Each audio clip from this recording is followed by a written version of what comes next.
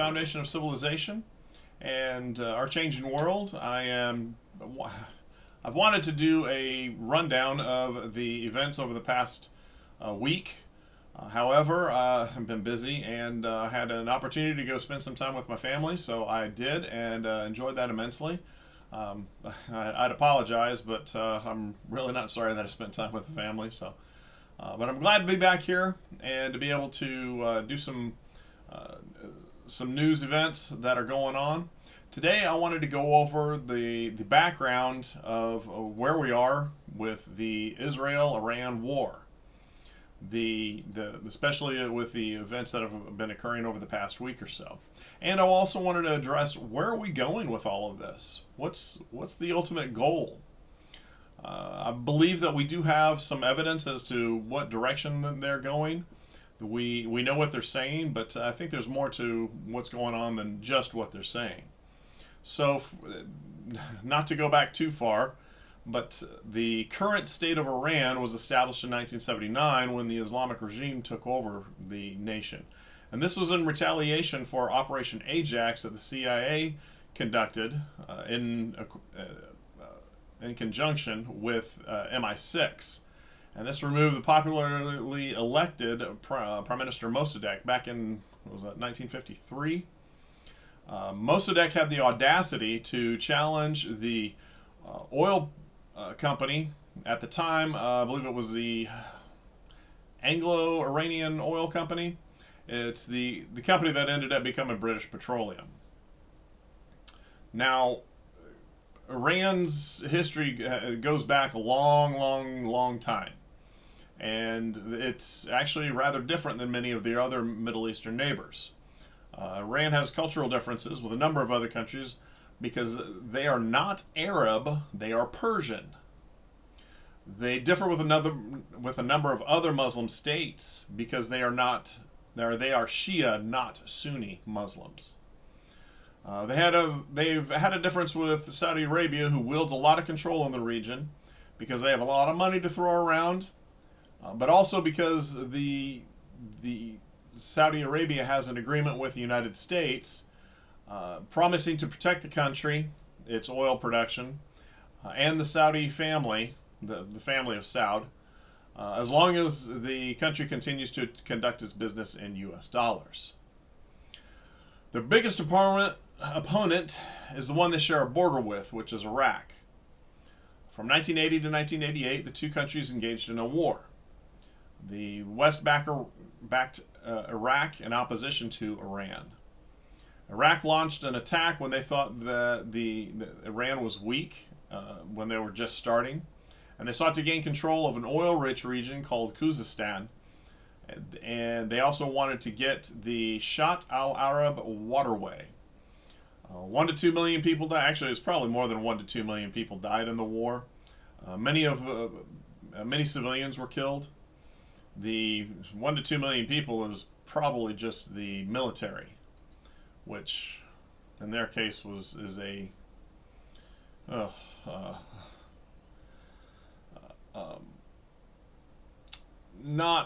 probably not an accurate term. Conscripts were, young boys and old men being thrown into the teeth of machine guns. Unfortunately, they had forces that they regularly killed each other. Unfortunately, neither country really recovered from that war. Now, Iran, of course, pursued its economic, political, and military interests in the region and around the world. They have agreements with Russia, China, and North Korea. One of their interests was developing nuclear capabilities. Despite their claims of peaceful use, the plans for peaceful use, nearly everyone knows that they want nuclear weapons. If they are truly only seeking peaceful nuclear power, there are a number of nuclear technologies that provide energy but do not result in nuclear weapons, such as China's new thorium reactor. And I use that just as an example. Unfortunately, the United States had that option many years ago, and we chose to use the one that built weapons also. All the way back in 2013, a number of researchers and experts questioned Iran's cooperation if they got a nuclear weapon. They felt Iran would go rogue and threaten its neighbors even more than usual. On July 14th of on July 14th of 2015, a nuclear deal was struck between Iran and the what's called P5. That's the 5 permanent members of the United Nations Security Council: China, France, Russia, the UK, US, plus Germany, together with the European Union. The then president sent Iran pallets of cash. These flights with the pallets of cash were never meant to be acknowledged, which Iran used to fund terrorism and its nuclear program. Most of the money came from seized accounts that Iran requested to be returned, accounts that had been frozen in the West, especially since under the United States and Western Europe's SWIFT system. In response, Iran continued to act provocatively, threatening its neighbors, especially Israel. One instance, against the United States, the U.S. Navy allowed sailors in the Arabian Gulf to be seized and humiliated by Iran. Iran continued to fund and encourage terrorist acts by Hamas in Gaza and by Hezbollah in Lebanon. They have, while many of these groups have a disdain for each other because of their differences in culture or religion, they have one common goal, and that is to destroy Israel, the modern state of Israel. One of Iran's key leaders in this effort was Soleimani. He was in charge of the Quds Force of the Islamic Revolutionary Guard. They're the internal security for the regime. They're the most trusted, best armed, and best trained forces in their military. Soleimani was in charge of conducting terror attacks on U.S. troops in Iraq. He killed hundreds, maybe over 1,000 U.S. troops. After many years of running around, threatening and causing murder and mayhem, Soleimani was killed on January 3rd, 2020, near the Baghdad airport by a drone strike. In response to Soleimani's attack, Iran's Ayatollah put out a fatwa on the U.S. president. We know several teams that were in the USA working to assassinate him. Several were captured and jailed. I'm sure the assassination attempts were factored into the current U.S. president's response and support of Israel's attack.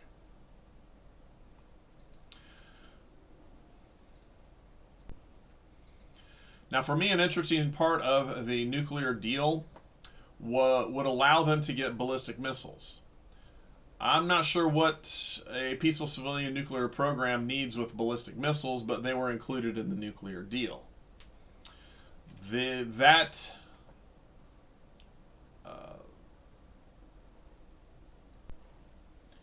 UN allowed the prohibition for them to get the ballistic missiles to run out in 2023. Again, I don't understand why it was even included in the whole deal in the first place. Now, current operations have been conducted in response to the attack from October 7th, 2023, when Hamas decided to launch a huge operation going into Israel, killing 1,200 Israelis. And that initiated Israel's response by destroying most of Gaza. The place has actually been pretty well leveled by now. Then they started working their way northward against Hezbollah. They actually did a interesting attack, the pager attack, and killed quite a bit of the leadership of Hezbollah. Then, with a little bit of groundwork, they went in and they took out the remaining leaders of Hezbollah, and Hezbollah has pretty well ceased to exist. Although they claim to be backing Iran, they haven't really poked their heads out of their hiding places yet. Also, add to this, the end of last year, Syria fell to, well, it was a U.S.-backed group, and now the U.S. Supports the leadership in Syria. On October 26, 2024, Israel conducted a test operation. 20 sites were struck. This determined how good Iran's missile defense was and how to defeat it. One of Iran's allies in the region were Houthis in Yemen. They were funded and armed by their sponsors, Iran. They were targeting shipping in the Red Sea, and that connection, the assistance that they were getting, that Iran had with China, they were using Chinese satellites to gather data and to be able to target Western ships. Eventually, the USA decided to destroy the Houthis' ability to conduct any operations, and they launched a very serious attack on the Houthis for about a month. Then the Houthis cried for mercy. On March 19th, 2025, the U.S. president gave Iran 60 days to establish a peace deal. He said, under no uncertain terms, Iran will not be able to develop a nuclear weapon. Interestingly enough, Israel struck on day 61. That was June 12th, 2025. Israel conducted massive attacks on Iranian nuclear infrastructure and leadership, killing many. And I quote one of the news sources. One of the news sources from Israel, that 200, according to Israeli officials, around 200 Israeli Air Force aircraft were involved in the operation, dropping some 330 munitions. In conjunction with that, apparently Israeli commandos conducted operations inside Iran and destroyed its air defenses with drones. Either snuck into the country, the drones were either snuck into the country, or the parts were snuck into the country, and the drones were built in Iran. It's reminiscent of the Ukrainian attack on Russia's bomber fleet, the recent one. Since launching its campaign against Iran last week, Israel has bombed centrifuge plants used to enrich uranium, including a site at Natanz, south of Tehran, and labs used to convert uranium gas into metal, according to the International Atomic Energy Agency and Israeli officials. The big target remains Fordo, where nuclear enrichment continues deep underground. That will require the United States GBU-57 bunker buster bomb, which, as of this recording on June 19th, has not been approved. Iran retaliated with ballistic missiles and drones. A number of sites in Israel have been struck, including housing and hospitals. Iran is seeking to overcome the defenses of what's called the Iron Dome, which is a number of different interceptor missiles that strike the ballistic missiles or the drones, cruise missiles as they come in. But if you launch enough weapons at something, then it'll overwhelm the system and they won't be able to retaliate. You'll still see stuff get through, which is one of the things that we're seeing happen right now. I don't necessarily want to say it's interesting, but something that I noted is that even though a lot of these missiles, several sites are being struck by Iran in Israel, their targeting is not real great. They are hitting some military sites, but it seems to be kind of random, kind of half and half, 50-50 odds as to if they're hitting something significant or not.